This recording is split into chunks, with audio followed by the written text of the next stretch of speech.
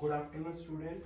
Last class में हमने reflection of light के चैप्टर से रिफ्लेक्शन ऑफ लाइट के बारे में हमने पढ़ा था, जिसमें हमने कनकेव मिरर और कन्वेक्स मिरर की कुछ डेफिनेशन पढ़ी थी, कुछ पॉइंट पढ़े थे, जैसे radius of curvature, focal length, principal focus, pole, ये कुछ बातें हमने पढ़ी थी। तो कुछ बच्चों का एक डाउट था, सर ये एफ इक्वल टू R/2 ये क्या है, ये हमें नहीं समझ आया। तो इसका कहने का मतलब था बेटा जी, जो आपका रेडियस ऑफ कर्वेचर है या फिर कहो सेंटर ऑफ कर्वेचर, ये दोनों भाई एक ही सेम होते हैं। मान लीजिए अगर रेडियस ऑफ कर्वेचर 20 सेंटीमीटर है तो आपका सेंटर ऑफ कर्वेचर भी वही होगा मिरर के केस में, ठीक है।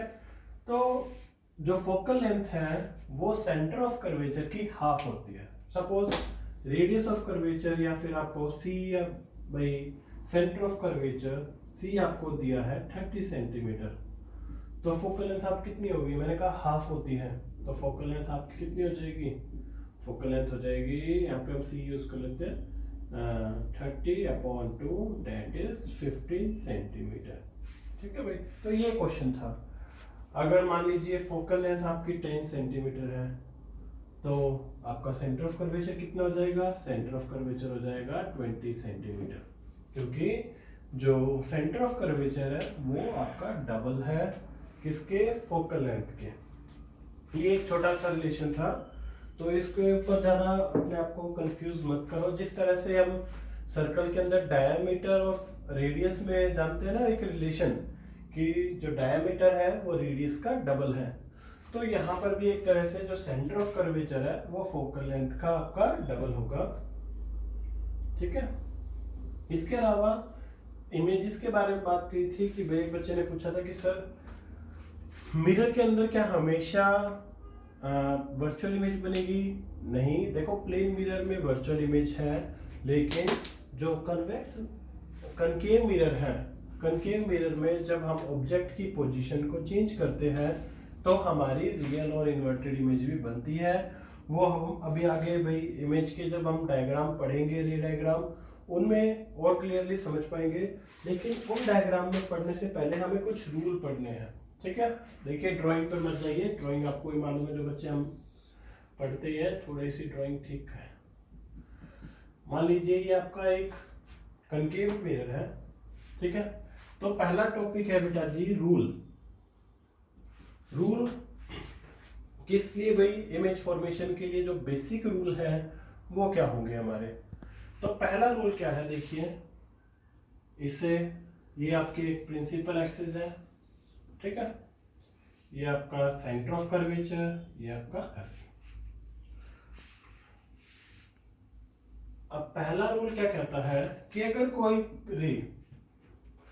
कोई रे कहीं इंफिनिटी से आई और पैरेलल है आपके प्रिंसिपल एक्सिस के, तो रिफ्लेक्शन के बाद वो आपकी पास हो जाएगी किससे, फोकल लेंथ से।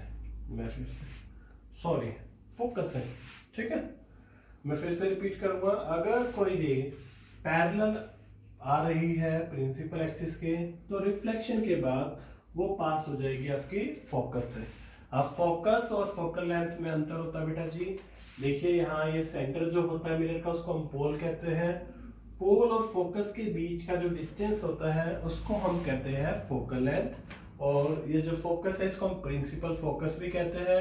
ये हमने लास्ट क्लास में पढ़ाया था कि भाई रिफ्लेक्शन के बाद जब बीम ऑफ लाइट रिफ्लेक्ट करने के बाद जिस पॉइंट पे मीट करती है उस पॉइंट को हम कहते थे प्रिंसिपल फोकस, ठीक है। तो रूल नंबर फर्स्ट ये है आपका। कई बार एग्जाम में 1 मार्क्स में स्टेटमेंट में भी आ जाता है, like what will happen when a ray of light passing reflecting when a ray of light parallel to the principal axis after reflection what will happen. अगर एक रे ऑफ लाइट है जो पैरेलल आ रही है प्रिंसिपल एक्सिस के, तो reflection के बाद क्या होगा, तो आप इसका आंसर लिखोगे it will passing from focus. तो वो पास ऑन हो जाएगी कहां से, फोकस से। कई बार ये क्वेश्चन कुछ इस तरीके से भी आ जाते हैं रूल के कि भाई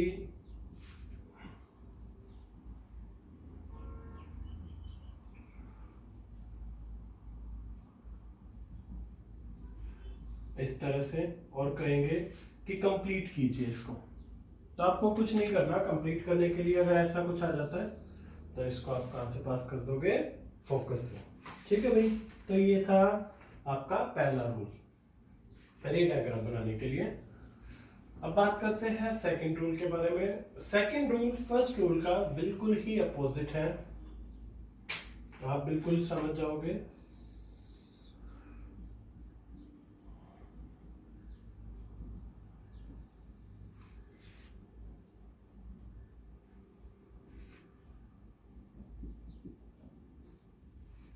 कहते हैं अगर कोई रे आपके फोकस से पास हो रही है,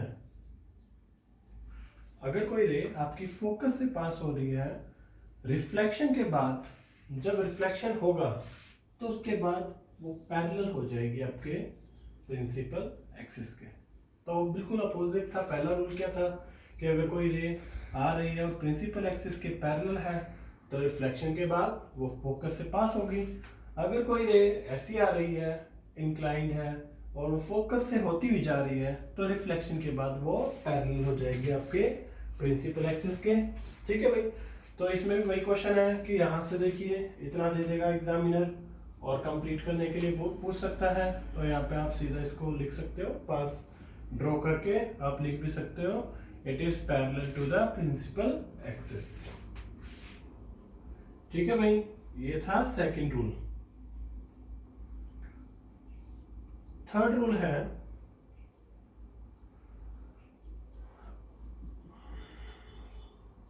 अगर कोई रे, भाई ऊपर से ड्रॉ कर लो, कुछ बुकों में देखो यहां से ऐसे ड्रॉ करके होगा।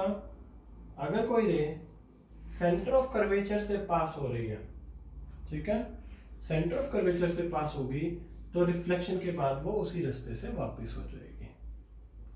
आई रिपीट, अगर कोई रे सेंटर ऑफ कर्वेचर से पास ऑन हो रही है तो रिफ्लेक्शन के बाद वो उसी रास्ते से वापस हो जाएगी। ये है रूल थर्ड। कुछ बुक्स में भाई ऐसे ये कुछ इस तरह से दिया होगा, ऐसे नीचे से, ठीक है, तो यहाँ जैसे नीचे से दिया होगा आपको, तो उसमें भी कोई ऐसा नहीं है कि भाई नीचे से कुछ गलत हो जाएगा। चाहे डायरेक्शन कहीं से भी हो, नीचे से हो चाहे इस तरफ से हो, प्रिंसिपल एक्सिस के नीचे से हो चाहे ऊपर से हो, आपका अगर सेंटर ऑफ कर्वेचर से एक रे पास हो रही है तो वो उसी रास्ते से वापस आएगी।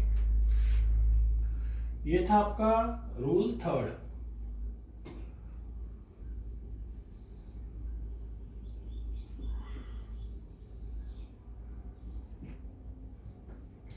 अगर कोई रे सीधी जाती है और आपके पोल पर टकरा जाती है तो पोल पर टकराने के बाद वो उसी से रिफ्लेक्ट हो जाएगी।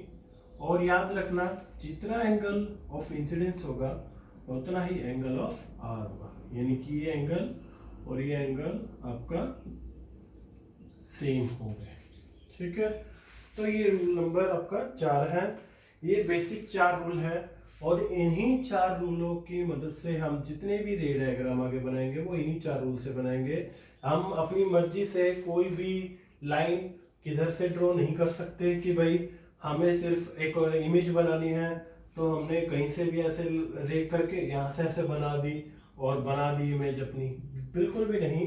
कुछ इस तरह से कोई भी नहीं करना। सिर्फ जो ये 4 बेसिक रूल है इन्हीं को इस्तेमाल करके हमें रे डायग्राम बनाने होते हैं। और रे डायग्राम बेटा जी एक 2D डायग्राम है, ग्राफिकली हम जो ड्राइंग पे दिखाते हैं। एक्चुअल में ये सब चीजें बस एक हम दर्शाने के लिए है कि भाई centre of curvature, focal length कुछ इस तरह से बनेगा। ठीक है, तो कंफ्यूज मत होना। अब बात करते हैं इमेजेस की। तो सबसे पहले आएगा आपका कनकेव मिरर। कनकेव मिरर की बात करेंगे बेटा जी। तो आज हालांकि मैं बनानी नहीं सिखाऊंगा, बनाने के लिए हम नेक्स्ट क्लास का यूज करेंगे, लेकिन आज बता देता हूँ। कनकेव मिरर में 6 केसेस आपको पढ़ने हैं जो 10th क्लास के एनसीईआरटी में गिवन है आपके पास। और उसमें एफ और सी, तो उसमें आप ऑब्जेक्ट को 6 अलग अलग पोजीशन पे प्लेस्ड करोगे। और जब हम ऑब्जेक्ट को 6 अलग अलग पोजीशन पे प्लेस्ड करेंगे तो हमारी जो इमेज है वो अलग अलग पोजीशन पर डेवलप होगी और उसका साइज भी वेरी करेगा और कई जगह नेचर भी वेरी करेगा। ठीक है, तो 6 केस, मैं सिर्फ उन 6 केसेस के बारे में बता देता हूँ, आप कहीं से शुरुआत कर लो, पीछे से या आगे से, मैं फ्रंट से स्टार्ट करता हूँ। पहला केस जब हम स्टार्ट करेंगे तो उसमें हम ऑब्जेक्ट को रखेंगे पोल और आपके फोकस के बीच में, ठीक है, ये आ गया आपका फर्स्ट केस। सेकंड केस में हम ऑब्जेक्ट को रखते हैं फोकस पर। थर्ड केस हम यूज करेंगे सेंटर ऑफ कर्वेचर और फोकस के बीच में।